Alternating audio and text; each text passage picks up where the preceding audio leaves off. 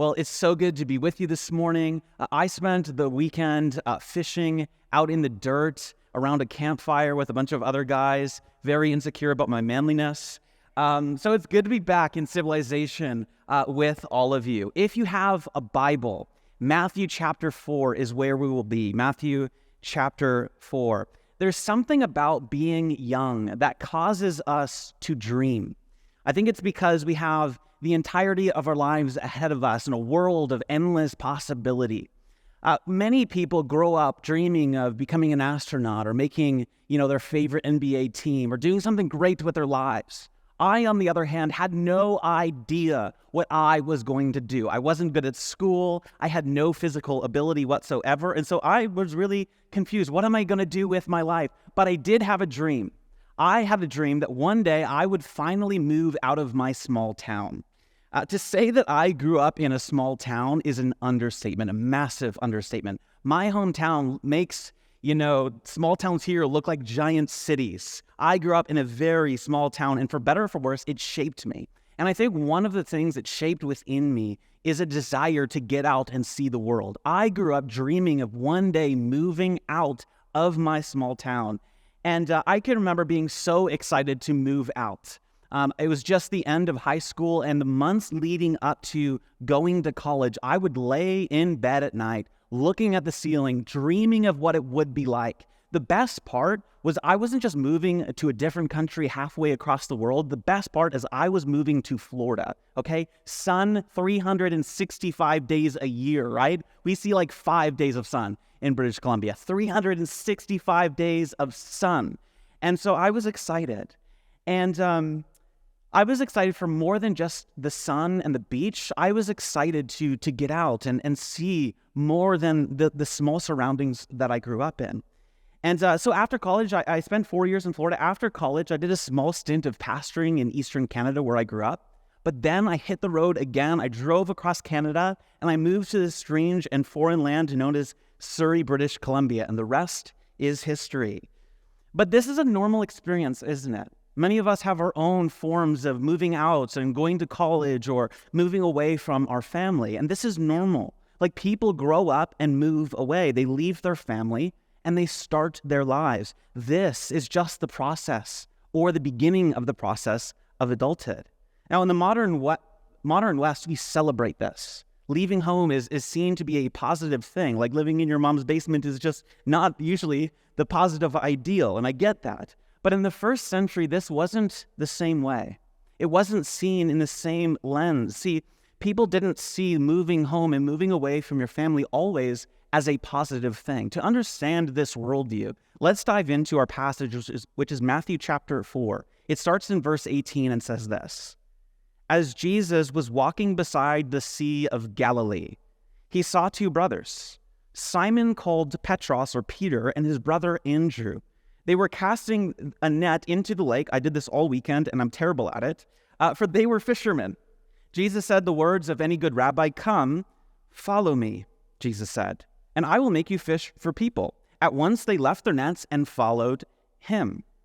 Verse 21, going on from there, he saw two other brothers, James, son of Zebedee, and his brother John. They were in their boats with their father Zebedee preparing their nets, and Jesus called them. And immediately they left the boat and their father and followed him. So one day Jesus is walking down the sandy seashore of the Galilean Sea. And as he does, he runs into four different brothers on two different occasions. And as he approaches James and John, they see this, this guy with like blonde flowing hair. Obviously, it's not white Jesus, but this Jesus figure. He comes up to them and he starts a conversation with them. And somewhere along the way in that conversation, something happens to convince James and John to abandon their father and the family business. In a split second, in a moment, the language that Matthew uses is immediately. Like 5, 10, 15 minutes. We're not sure how long, but it was short. In a short amount of time, in one interaction with Jesus, James and John decide to leave their father and abandon the family business. They just meet Jesus dead in his tracks and leave everything behind just like that. Now, in our culture, we don't bat an eye at this. This is normative. This is something that we celebrate. And we're used to this kind of thing. But they left the family business. They abandoned their father. The command in the Old Testament to honor one's mother and father was most specifically aimed at caring for your mother and father in their old age. And to leave their father fending for himself and carrying on the family business means that nobody was there to care for their father. No one was going to carry on the family business. It was left on their shoulders, but they walked away. Craig Keener, a New Testament scholar, comments on this passage and says this: such abandonment could easily bring them dishonor in their community. See, these guys would have been seen as traitors, those who abandoned their father and the family business. Joseph Hellerman writes, for Jesus' contemporaries, in the ancient world, the betrayal of family was the greatest relational disaster.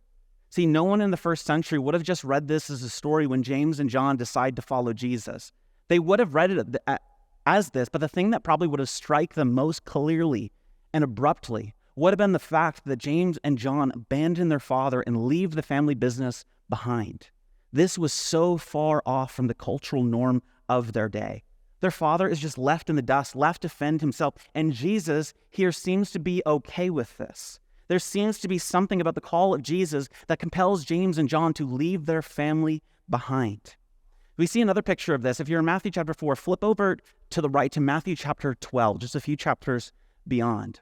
And in chapter 12, verse 46, we see another similar story. It says this: while Jesus was still talking to the crowd, he's preaching a sermon, he's teaching the Torah. He was still talking to the crowd. His mother and brothers stood outside wanting to speak to him. Someone told him, hey, Jesus, your mother and brother are standing outside and they want to talk to you. And he replied to him, who is my mother? And who are my brothers? I imagine the guy being like, Jesus, I just told you that the people standing outside, like, wanting to talk to you. What do you mean? Like, who are my brothers and sisters? Now, I've got to say, the words here of Jesus come off a bit rude, right? They come off a bit, like, harsh and drastic.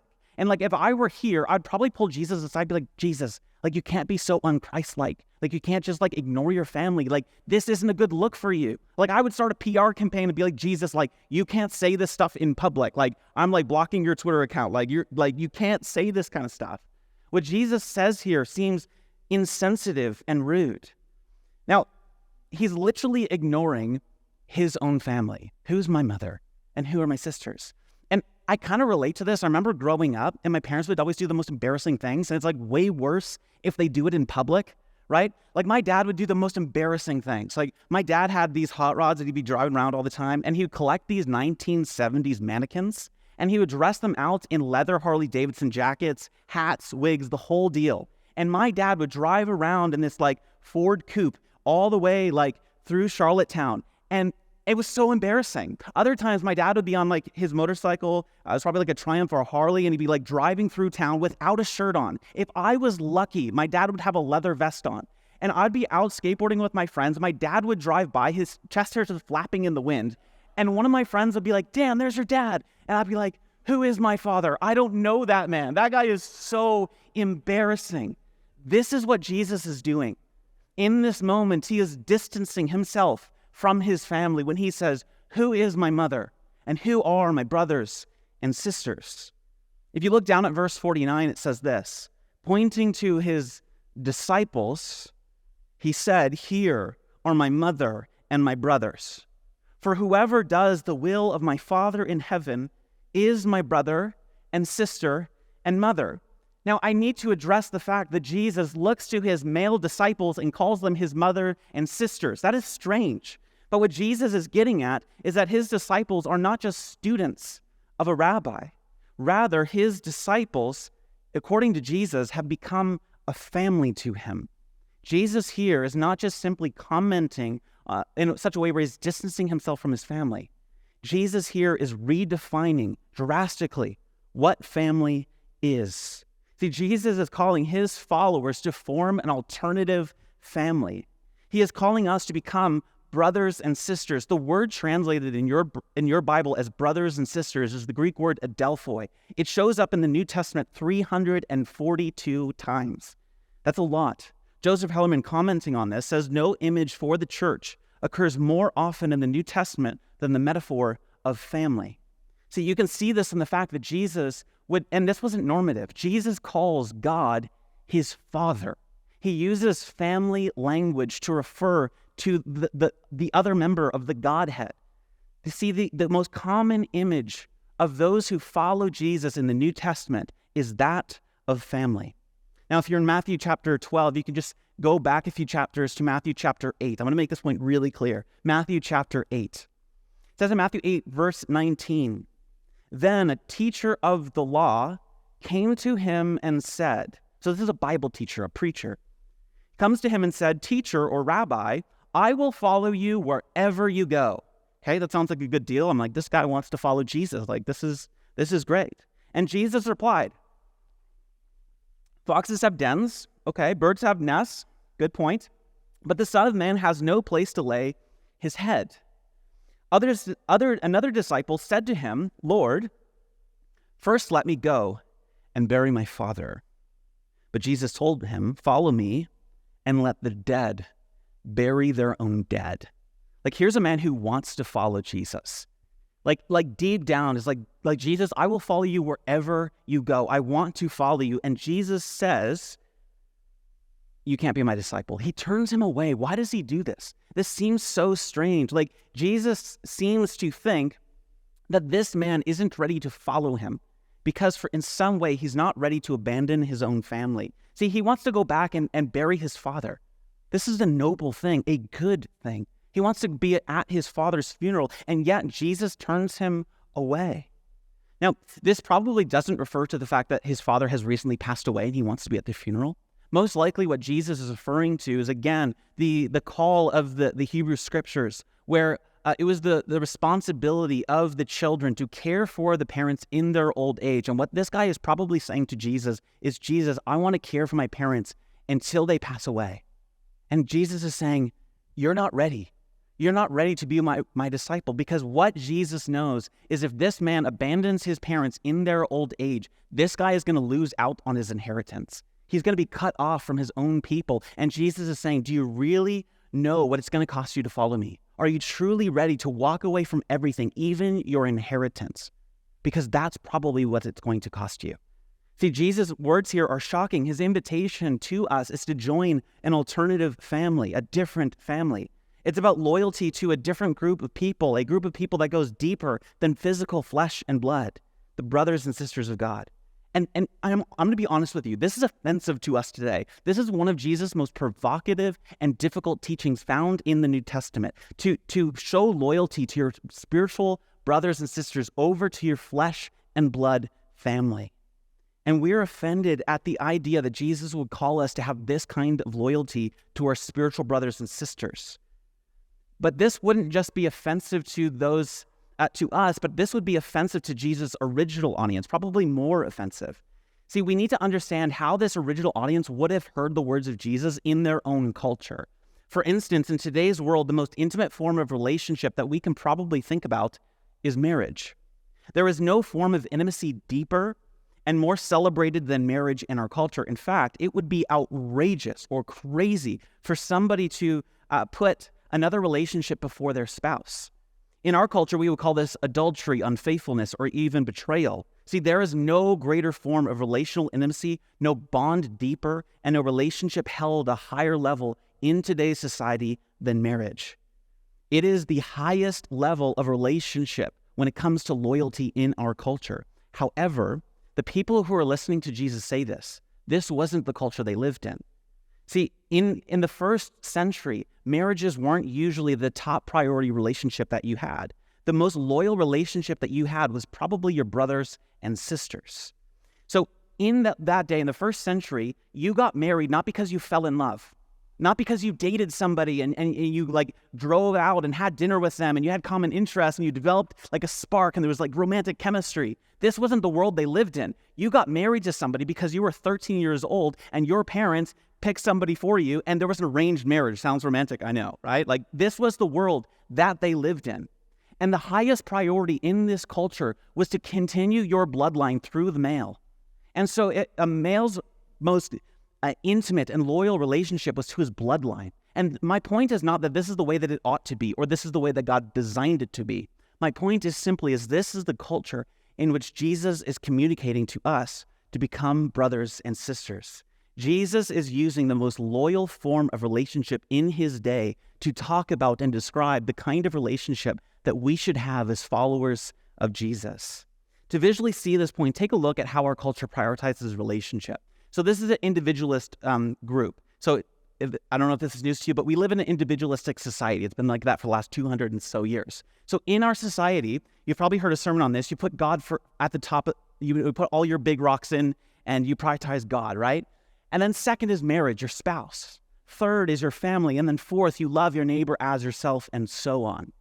In the culture that Jesus speaks into in first century Galilee, this is how they would have prioritized relationship. So this is a strong group society. And so in this society, you would prioritize the god. So if you were Roman, your number one allegiance was to Caesar. Your number one allegiance was to the imperial cult of Rome. If you were maybe a Canaanite, your allegiance was to Baal. If you were a Hebrew, your number one allegiance was to Yahweh. And then number two, it was your household. This is your brother and sister, your family name, your lineage. And then number three was your marriage, your spouse. And then number four is others. This would be loving your neighbor as yourself, and so on. But when Jesus comes, he speaks into this culture and he flips the priorities. In Jesus' view, our number one loyal relationship is to God and his people. This is why when Jesus is asked, what is the number one command? He doesn't say love God. He says actually it's two things. The number one command is to love God and your neighbor. See, to love God is to love God's people. So what Jesus is saying here is your loyalty is to God and his people. Then it is your family, and then it is others. And this is so drastically different to how we prioritize things in a Western, hyper-individualistic society. So, to become a Christian was to denounce your family's religion. It was to denounce tribute to Rome or tribute to Baal and to become a follower of Jesus. And if you can imagine what that would cost you if you were somebody who grew up in Rome or grew up worshiping the gods of Canaan, and you started to follow Jesus, your family members would begin to beg and plead with you to denounce Jesus, because they pleaded with you because if you didn't, they knew that you would face the consequences and they probably would become persecuted with you. So to many, converting to Christianity meant that you had to denounce not only your family's religion, but you had to separate yourself from your family. In fact, families would often even host ceremonies that looked like modern-day funerals, where they would pronounce you cut off from your people or even dead to them. Therefore, people who converted to Christianity had to become brothers and sisters because they had no other option. But today we take this as a metaphor, something that's symbolic. But in that culture, these are people that they had no family if they decided to follow Jesus. They had no people who would call them their own, nowhere they would belong, nowhere that somebody would love them. And this is the culture and climate in which Jesus says, "Here are my mother and my brothers and my sisters. For whoever does the will of my Father in heaven is my brother and sister and mother." This is also the climate in which Jesus says, "If anyone comes to me and does not hate his father and mother, wife and children, brother and sisters, yes, even their own life, such a person cannot be my disciple." That is such an unencouraging verse. What do we do with that, right? See, Jesus' words are not just insensitive here or come off offensive. They are drastically opposed to first century family values.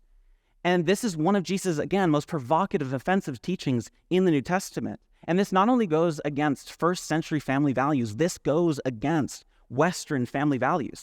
We love family-friendly Jesus. We love our radio stations that say, Jesus, safe for the whole family. We love this. We love white Jesus, safe Jesus, pro-family Jesus. And Jesus was and is pro-family. But his values go drastically in the opposite direction that our often Western family values go. In fact, one of the places that Jesus gets so out of line with our Western family values is when he says in Matthew 10, "Do not suppose that I've come to bring peace to the earth." And I'm like, Jesus, you're supposed to bring peace to the earth. You're the Prince of Peace. What are you doing? He said, "I did not come to bring peace, but a sword. For I have come to turn man against his father, a daughter against her mother, a daughter-in-law against her mother-in-law." Okay, I get that one. A man's enemies will be the members of his own household. Imagine. What he's saying is your brothers and sisters are going to be those that you're supposed to be against the person on the other side of the political divide, the person that you hate, the person that you're against. Jesus is here and saying in verse 36 that they are going to become part of your household, your family. Verse 37, anyone who loves their father or mother more than me is not worthy of me. Anyone who loves their son or daughter more than me is not worthy of me. So what in the world is Jesus saying? Has he lost his mind, right? What is he saying here, right? Like, this sounds crazy. I didn't come to bring peace, but a sword. What? Like, I've come to turn father against his son. Jesus, have you read the Old Testament? Honor your father and mother. What are you doing and what are you saying? Like, this is the most un-Jesus stuff that I have ever heard. Jesus is not here calling us to hate our families. In fact, Jesus is not calling us to hate anyone. Jesus here is calling us to rethink our relational commitments. He's calling us to reprioritize our relational ties. According to Jesus, we are called to become family. And some of you in this room, this is not offensive to you at all. This is your story. You grew up feeling abandoned from your family. You grew up without a good father, without a good mother. You grew up in the system. Maybe you went through adoption process after adoption process with no hope. Maybe you grew up all your life and you just never felt like you fit in. There was nowhere you could belong. Maybe you became a Christian like my dad. And when my dad became a Christian, he was rejected by his family. Maybe that's your story. Maybe there's now tension with your family because of the way that you prioritize your life by following Jesus. Some of us in this room need this to be true. Because like the first century disciples, when you decided to follow Jesus, you had nowhere to belong. You had no one to love you. And you need this to be true because you need to know that there's a family that cares for you. There's somebody where you're actually loved and cared for. And some of us are wondering, is this actually true? Is any of this even possible? That we could actually become brothers and sisters and this could become a family. Joseph Hellman writes in his book, When the Church Was a Family, and he says this, Jesus radically challenged his disciples to disavow primary loyalty to their natural families in order to join the new surrogate family of siblings he was establishing, the family of God. Jesus expected us, his followers, to follow him as family. You know, exchanging one's family was actually at the heart of what it meant to become a disciple of Jesus, so that we, like Jesus, could say, God, our Father, or Abba, Father. See, when Jesus said, if anyone comes to me and does not hate his father and mother, wife and children, brothers and sisters, yes, even their own life, such a person cannot be my disciple, the word he uses for hate actually means to abandon. Some have wrongly suggested that this word actually means to love less than. It's actually a grammatical impossibility for it to mean that. A. Jacobson, N.T. Wright, and many others point out, this is in the words of N.T. Wright, the only explanation for Jesus' astonishing command is that he envisioned loyalty to himself and his kingdom movement as creating an alternative family. In other words, Jesus calls us to transfer primary loyalty from our flesh and blood to our spiritual brothers and sisters, and he calls us to become the family of God. And this is what the early church did. This is what the first followers of Jesus became. They became family. They devoted themselves to eating together, working together, studying the Word of God together, praying together, and sacrificially loving one another, because this is what families do. See, the early church wasn't a weekend event you attended. It was a family you belonged to. This wasn't optional for them. Community wasn't an optional add-on to following Jesus. It was at the core of what it meant to be a disciple, to be a brother and sister in Christ. It was their top priority. They devoted themselves to one another because they truly believed that they were family at the deepest level. Wesley Hill writes that Jesus, quote, takes the basic notion of family and cracks it open, stretches its contents beyond their agreed-upon limits, and wraps the results around a much wider range of people than socially acceptable. Jesus is creating a new family, and he's calling us to be a part of it. And the early church lived this out. They lived out following Jesus as family. They lived this way out of necessity because they had to leave their families behind. Many of them were pushed out and ostracized and even persecuted by their own family. So they took Jesus' teaching on family literally. And as they did, they became a radical demonstration of the love of God to the world around them. They were known for their love for one another and the world. They were known for caring for one another's needs, caring for the poor, doing justice, eating together, and following Jesus together as family. And because of their belief that they were brothers and sisters, they were the first to create public healthcare systems, hospitals. They were the first to create public welfare systems that were available to all. They cared for the poor. They took in the unwanted children of their society. They loved radically because this is what it meant to become part of God's family. See, the early church met in homes around a table where they shared meals and their lives together. They cared for one another and they followed Jesus together because they believed they were family. This is why the New Testament uses the term brothers and sisters 342 times. Because the crazy thing is the early church lived like that reality was true. It wasn't a metaphor. It wasn't something they took as poetic symbolism. This was the reality of what it meant to become a follower of Jesus. But there was a radical there was a radical shift in the 4th century. The church went from being illegal and persecuted from becoming, because of Constantine, the state religion of Rome. So Constantine came in, took over, killed a bunch of people, took over Rome, and instituted Christianity in 313 as the official state religion. When he did, many people were forced to become Christian. And because of that, the church went from a family to become a business. They took out church around the table. They stopped practicing the Lord's table as an actual full feast. And what they did is they moved aside the table, they put a podium in the center, and they filled these rooms with hundreds of people. And what happened was what slowly began to fade was at the center of Christianity was a family of brothers and sisters. And the church no longer was a family. Today, we use words like family and community to describe our most shallow and loose relationships. Today, 38% of Christians say their preferred form of discipleship is, quote, on my own. We don't think we need one another. We don't think we need the words of Jesus to be true, that we actually are family, that we're brothers and sisters. And today we've lost this idea since the 4th century that we are the family of God. Now, to make this point a little bit deeper, the sociologist Edward Hall in the 1960s developed a theory of multi-layer relationships. And these are, I'll share them with you. The first layer of relationship is public relationships. Most people have the capacity for about 70 of these in their life. And these are people that you regularly see at the gym, the coffee shop. This is your barista, the cashier who checks you out at Safeway or whatever.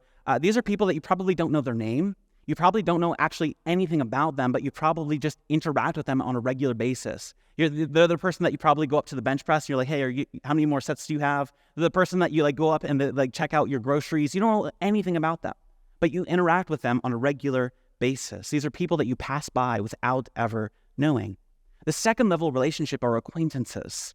These are relationships that you probably have the capacity for 50 of these in your life. These are people in your social circles. Think about people like the person who lives across the street from you.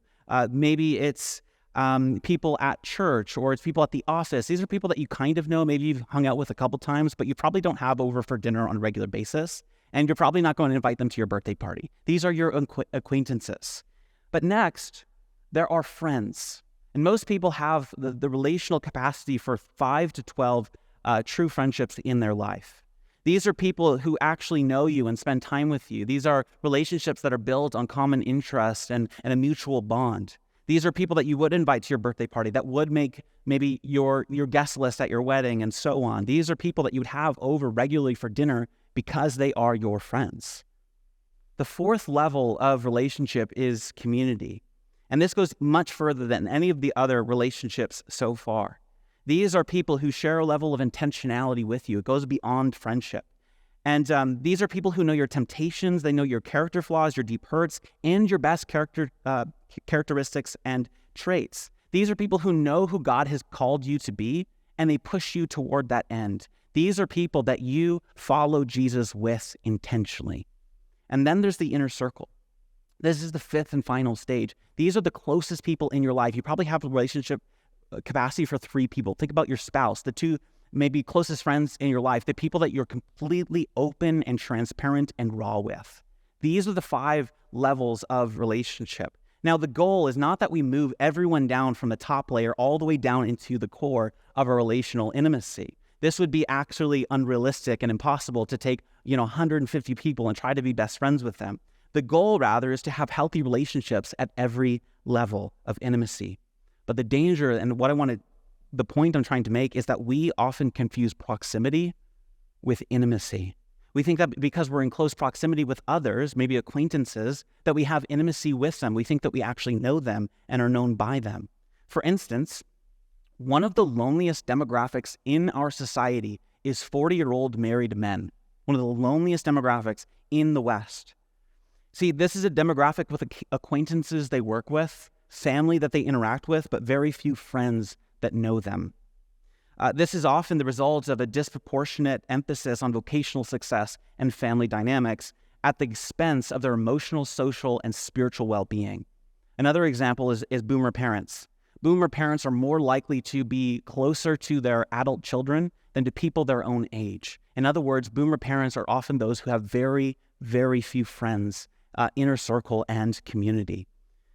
See, our problem is that it's not that we don't have people in our lives. The problem is that we don't have friends, community, and an inner circle. See, most people have relationships at the first two levels, but fail to have relationships at the last three and foundational levels of relationship. See, many of us have acquaintances, few of us have friends, but very, very few of us have what the Bible describes as community. In addition to this, most people confuse friendship with community. We think to ourselves, hey, I've got friends, and some of them even know Jesus, like kind of know Jesus, but we talk about Jesus sometimes. They're Christian, like they're following Jesus, so I have community. I am good. See, there is a large difference between friendship and community. Friendship is often formed over common interest and companionship and requires very little, if any, intentionality or inconsistency. But on the other side, community requires a great deal of consistency and intentionality.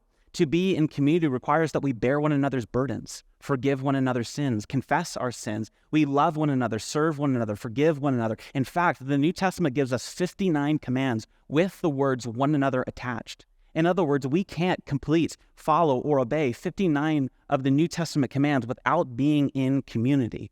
There is a deep cry in our society for people to live this kind of life.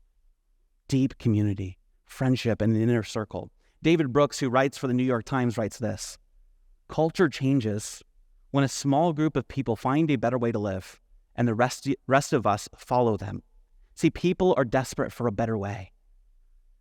With all of the relational breakdown, the cultural polarization that we're experiencing, the rise of individualism, mental health crisis that we find ourselves in, loneliness, anxiety, and on, these are all deep cries and aches from within our society, longing for a better way to live, longing for community, longing for what Jesus calls the family of God. So what if we followed Jesus together as family? What if we did simple things like eating together? This is like a radical thing in our time. And if you don't believe me, let me convince you. It is no secret that the dining table is disappearing in our culture and society. In fact, fewer dining tables are being sold, as well as dishes and table sets and all this.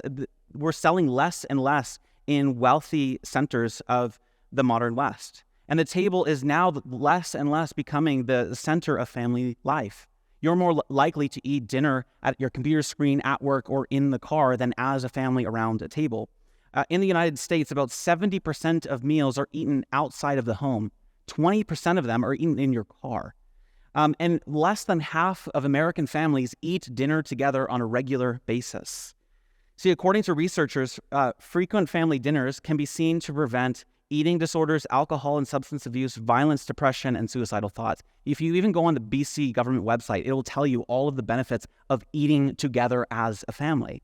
In fact, a survey from 2022 by the American Health Association found that 91% of people were significantly less stressed when their families ate meals together on a regular basis. Louise Fresco, in her book, Hamburgers in Paradise, she writes, the human is the only animal species that surrounds its food with rituals. Obviously, she's not coming from a Christian worldview. But we're the only animal species that surrounds its food with rituals. She goes on to say the table makes us human. So the table is part of a sacred ritual. At the table, we sit across from each other, face to face, and we pass dishes and serve one another. With our mouths, we both converse and consume. It is a dance of intimacy and delight. At the table, we toast and we celebrate. We pray and we become grateful. We taste and see that God is good. It is no wonder then that Jesus centers the last moment before his death around a table. When Jesus wanted to make sense of his death, he didn't give us a metaphor. He gave us a meal. See, at the table, we experience the love of God. This is why the early Christians called the Lord's table a love feast or agape feast. We experience what it means to be family, what it means to become the brothers and sisters of Jesus. What if we did simple things like ate meals together? Or what if we followed Jesus together? I know this is like a revolutionary idea. What if followers of Jesus followed Jesus together, right? Joseph Hellerman writes this at the beginning of his book. Spiritual formation occurs primarily in the context of community. Long-term interpersonal relationships are the crucible of genuine progress in the Christian life. People who stay also grow. People who do not stay do not grow. It is a simple but profound biblical reality that we both grow and thrive together, or we do not grow much at all. So what if we did things like we follow Jesus together in community? This week, actually on Friday, I got a call, or Thursday, I got a text rather from somebody out of the blue. It's somebody I hadn't spoke to in years, and it was somebody that was part of my community years ago. And they just sent me a text that said, "Hey Dan, I'm sharing my story this Sunday." And honestly, like it wasn't like a casual text. I was actually quite shocked.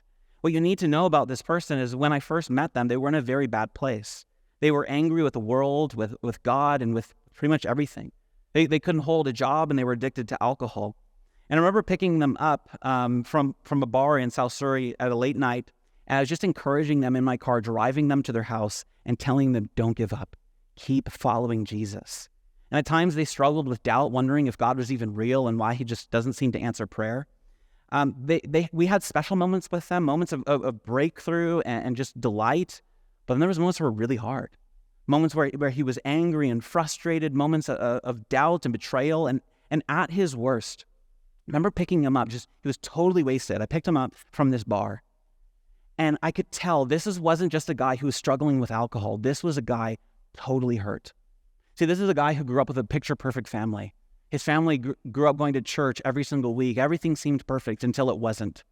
His family went through a really nasty divorce, and his parents were separated, and he was left as a young child wondering what went wrong and wondering where in the world was God. And all his life, he held this pain with him, and he used alcohol as the only way that he could find to make sense of the world, to act as if everything will be okay. So when he came to our group, he felt like he finally had a family. He felt like there was actually somebody that he could belong to, somebody that he could count on, somebody that he could actually know that loved them, and they would be there for him at his deepest and darkest moments. And him texting me this week and saying, "Hey, Dan, I'm sharing my story," was just one testament to the reality of the power of family. See, what if we actually follow Jesus like this? What if we actually follow Jesus as brothers and sisters and we're actually committed to one another? What if we shared meals and followed Jesus together and we're there when we really, really need it? See, my question is simply this, not metaphorically, not spiritually, not, in any other way, but actually literally, have you devoted yourself to the family of God? Have you responded to Jesus' invitation of following him as family? So here's maybe a couple steps that you could take. Maybe your first step is to come to membership class on the 22nd. And you can sign up with the QR code on the back of the screen. See, maybe you're here and you're not sure what you believe or even if you believe, and you just want to find out more. Maybe you've been here for a while and you're saying, actually, I want to become a member here. I actually want to call this my church family and devote myself to the people here. Well, maybe your first step is just to come to Welcome to PKC and check it out. Maybe your first step is not that. Maybe it's just to get involved, to start serving. Maybe be on a team and get to know some people here. You can sign up for a serve team on the screen behind me through the QR code. But maybe you just need to get plugged in. Maybe get to know some of, the guys who help with production, or maybe you need to make the coffee or greet and get to know some of the people of the church. And maybe that's your first step as following Jesus as family. You don't need to go from 0 to 100. What if you just made one small step? Maybe you're ready for an altogether different step. You're tired of following Jesus on your own. It just isn't working, and you know that there's a better way. Maybe your first step is to join a community. On Thursday, we finished Community Basics, and we had 52 people who are now meeting around a table in homes throughout the city of Langley and Surrey, and they're following Jesus together. Maybe you want to be a part of that. We're going to be doing basics again in a few months, and you can sign up again with the QR code behind me. But I don't know what your first step is. But the one thing that I do know is Jesus wasn't speaking metaphorically or spiritually. He was speaking literally when he said, "Come and follow me as family." So what if we did that this morning? Let's all stand to our feet as we respond.